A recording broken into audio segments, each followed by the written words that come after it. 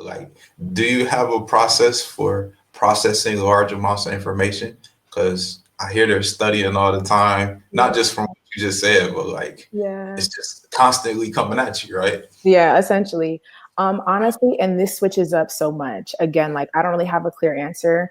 So one thing that I found was very useful in medical school is they have this like flashcard deck called Anki. And essentially either your classmates or you can build it. Sometimes I use the ones that are on Reddit because again, if there's people that have already made it and done well before me, I'm like, I'm gonna just use their resources, right? Just pass them on down. So it's like a flashcard app that you can actually put on your phone, your iPad, and like depending on what type of rotation or what I'm studying, I will literally just flip through those cards, and that helps for repetition, right? They give you 30 cards a day that you're looking at that are brand new, and then the next day you'll like repeat the ones that you kind of messed up and still learn new ones. And essentially by the time it's time for you to take your exam, you know what I mean, you would have retained a lot of that information. I also still believe in like rewatching videos, like rewatching lectures, especially if they're short. Even if I watch them at like a quicker speed, that way I can literally just retain a lot of the information, but it all varies. So whatever works, you know, it works.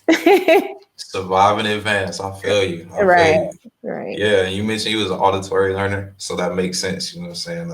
Yeah. Recording lectures got to be a lifesaver, right? Right. Got to be a lifesaver. Exactly. So, and preparing, I had found this article on Forbes talking about female physicians, more specifically African American female physicians, and it referenced that like Black female doctors only represent 2% of all physicians, man. Right.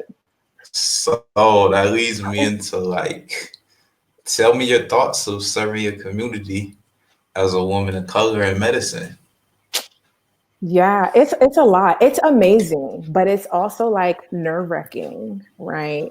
It's amazing because it's like there's not a lot of people that look like me that care for people that look like me, which is essentially the position that I want to be in, right? I want to take care of people that look like me.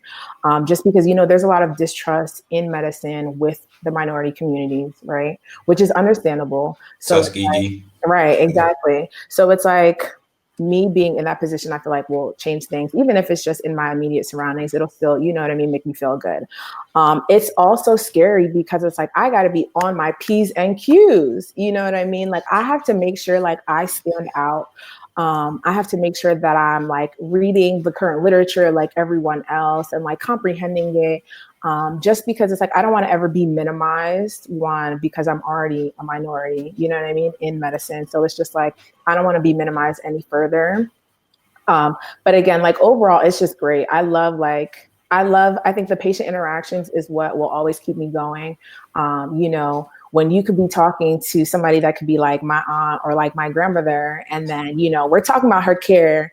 And then it's like at the end of the conversation, she's like, girl, what did you use for your twist out? And you're like, you know what? Like, oh girl, what can I go and get this at? And you're like, you know what? These are my people, right? Yeah, let me tell you, let me give you the tea. That's awesome, man. It sounds like you making a real connection, man. That's awesome.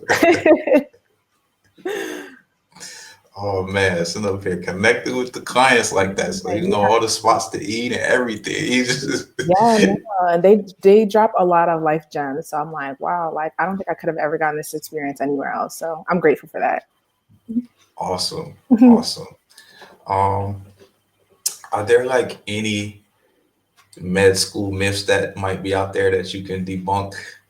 I think you already did about like brand names of schools needing to get into the top school, but is there anything else that comes to mind? Not really. I feel like a lot of them are true, which is crazy. It's hard, but it's rewarding. Yeah. Other than the name brand of schools, I feel like a lot of things can apply to a lot of people at different times. So it's not something that's going to always be applicable. Got you. Yeah. Got you. Oh, it's real. It's real in the field, y'all. It's real. Yeah.